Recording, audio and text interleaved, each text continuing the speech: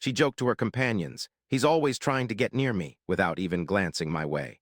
A few chuckled as if she had delivered a clever remark. One person repeated it quietly. The man standing beside her laughed first, faster than the others. Being so close wasn't unfamiliar to him. For a brief moment I stood still, then nodded, moved away, and allowed them to continue their huddle without me. No drama ensued, no clarification was given.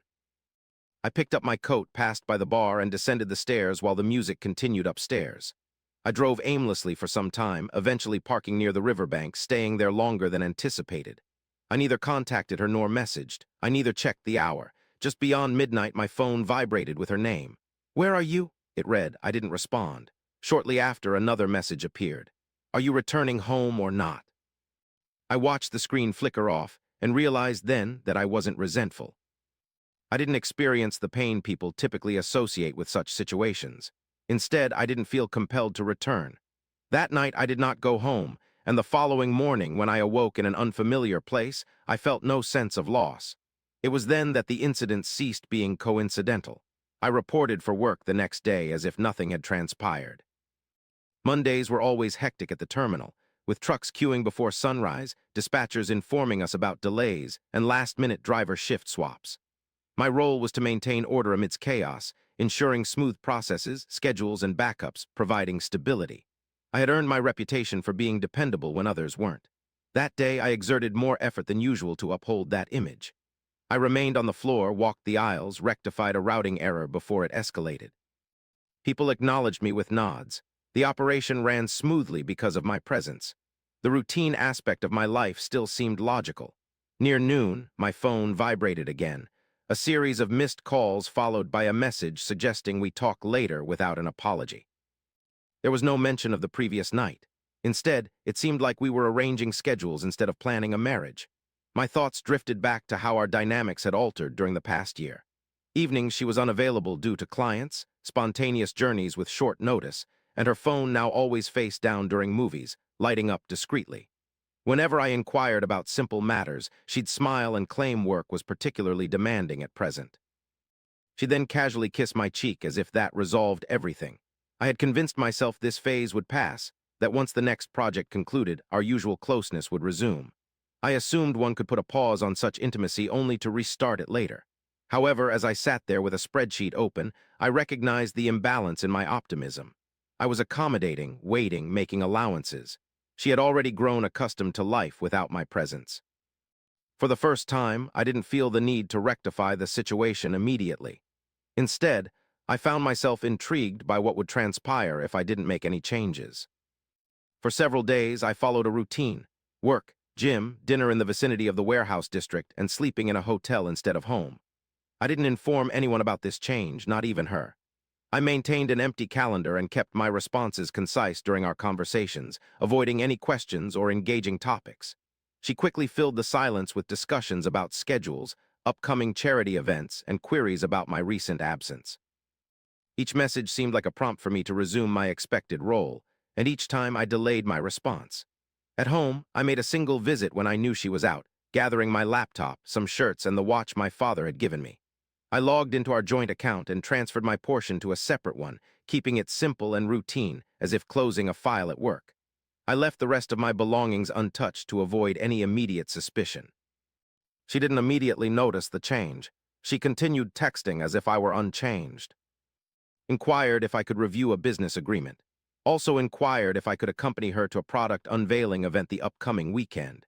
Maintaining a relaxed, self-assured demeanor, it seemed as though our closeness was inevitable. Simultaneously, my absence from expected locations became consistent. I refrained from inquiring about her travels. I remained silent when she repeatedly mentioned the same individuals, the same locales, the same late nights, portraying them as progress. From an outsider's perspective, our marriage remained intact, with no apparent collapse. We continued to be listed as a couple and navigated our individual days. This semblance of control made it simpler for her to persevere, and it facilitated my gradual retreat without resistance. The initial sign of fracture emerged in something inconsequential. She inquired about my accommodation, subtly alluding to whether I had changed locations near the terminal. I responded later than typical and provided an ambiguous answer. The following day, she expressed concern about my whereabouts, though it was disguised as worry. By the week's end, the conversation transformed into logistics, as if she was reevaluating our meetups. She switched from texting to calling at night, not frequently but persistently, always around the same hour. I chose to let it ring. In the mornings, there would be a voicemail waiting, brief and impersonal, inquiring about plans we had made weeks earlier. I neither canceled nor confirmed. At work, someone mentioned spotting her name on a list for an upcoming business gala, a large venue with high visibility, perfect for her to make a strong impression. I recognized the event. I had previously stood beside her there, exchanging formal greetings and maintaining smiles as needed, filling the role that completed the couple image. That week, she sent me the invitation without any comment. My name was still attached. She later reached out with a succinct inquiry about my attendance. I removed my name from the guest list and closed the page. No message, no reasoning provided. The next call came sooner this time. She left a message, her tone steady yet tense, inquiring about current circumstances and whether a discussion was required. Upon hearing it once, I saved it. From then on, she ceased assuming and began verifying. Schedules, weekends, activities, the omissions were no longer elusive to her. Something she depended upon seemed to be faltering, and she could sense its deterioration without knowing how to prevent it. Ultimately, she requested a meeting, not an argument, not a conflict. A calculated proposition presented as practicality. She proposed lunch near her workplace, one of those establishments she utilized for subtle negotiations where conversations were hushed and decisions glided silently across the table. I concurred and arrived punctually. She was impeccably dressed, as always before important engagements. Hair styled, phone screen down, concentration divided even when we faced each other. She initiated the conversation, filling the silence with updates on work, shared acquaintances, and plans built on consistency. She reiterated the gala, implying it would be unusual if I missed it. Not incorrect, merely peculiar. When she inquired about my plans, it was delivered as a logistical quandary. I responded by stating I was temporarily distancing myself from joint obligations without a specific time frame or reasoning. I spoke calmly and allowed the words to hang in the air. That moment marked her misstep. She flashed the same smile she uses on clients who hesitate, asserting I was overreacting. She claimed closeness had never been my forte and that I often personalized situations. She recounted her hectic schedule and numerous reliant individuals. Then, almost carelessly, she suggested I could attend the gala if I could keep up with the pace. She didn't express remorse. She didn't inquire about my needs. Instead, she characterized my absence as a weakness to be managed. I settled the bill, rose, and wished her success with the event. I refrained from debating. I didn't rectify her account of events. I hadn't pledged to reevaluate. Upon leaving, I cleared my afternoon schedule and diverted my calls. I returned to the temporary apartment and completed the outstanding tasks I had postponed. I revised my emergency contacts. I discontinued the remaining subscriptions. I altered the access on anything linked to my name. From then on, there was no ambiguity left to resolve. She had picked her stance, and I had already cut myself out of the picture. Following that lunch, I became unreachable in ways she was accustomed to. My phone remained on, but I didn't respond late. I didn't reschedule weekends. I didn't intervene when a male presence was required to ease tensions. If she needed a signature, it wasn't provided. If she needed an additional guest, the seat remained vacant. She responded by escalating without raising her volume. More phone calls. Shorter intervals between messages, inquiries disguised as updates. She spoke about people inquiring about me, noticing it more, finding it uncomfortable. I perused them whenever I could spare time, leaving them untouched. The initial occasion she attended without me was minor, not one of the main events. A private dinner with a restricted guest list. She sent a picture from the table, faces carefully cropped, a familiar room I had previously stood in. She didn't include any message with it. I didn't reply. That weekend, she unexpectedly visited our home when I wasn't there. She called back when she noticed my closet was slimmer than she remembered. Her tone remained calm, but she asked where my belongings were and when I intended to stop by. I said I would retrieve the rest later and ended the call. By then, it was evident to both of us that I had departed from the system that had kept her life organized. She still held her events, her circle, her progress. What she no longer possessed was the unspoken expectation that I would be present when necessary. As the gala neared, the void grew louder. By the time the gala week arrived, she ceased feigning it as temporary. The messages became more demanding than scheduling-oriented. She inquired if I was attempting to humiliate her. She inquired if I comprehended how this appeared. She inquired if I intended to vanish without an explanation. I remained silent regarding all of it. What she failed to perceive was the cleanness of my days, no unexpected changes, no lingering by exits during her conversations. No weekends reserved for events that weren't mine. I slept when desired, worked late when necessary, and kept my life simple and manageable. Those at work observed that I was more focused, no longer preoccupied by a phone ringing every few minutes. Meanwhile, she encountered queries she couldn't dodge. Friends who expected my presence asked for my whereabouts.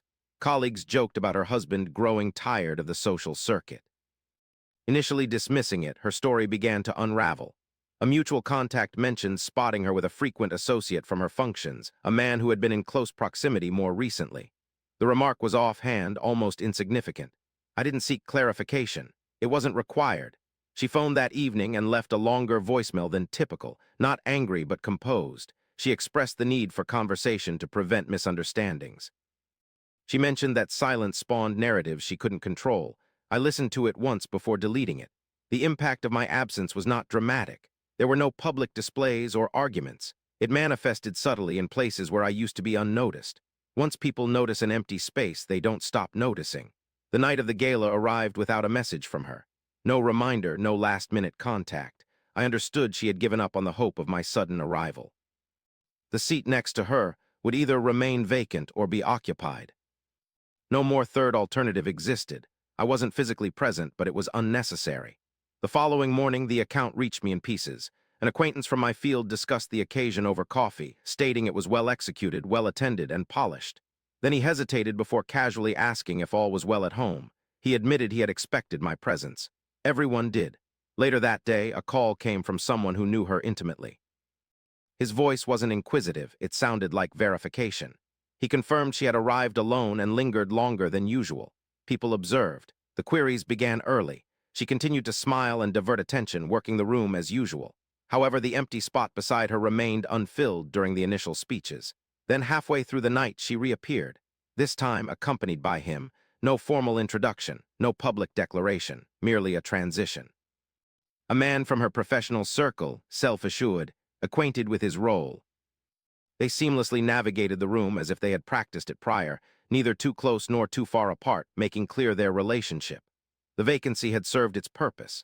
The substitute didn't surprise anyone. Instead, it brought clarity.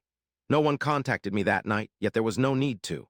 She reached out 2 days later, not by phone but via email with an empty subject line.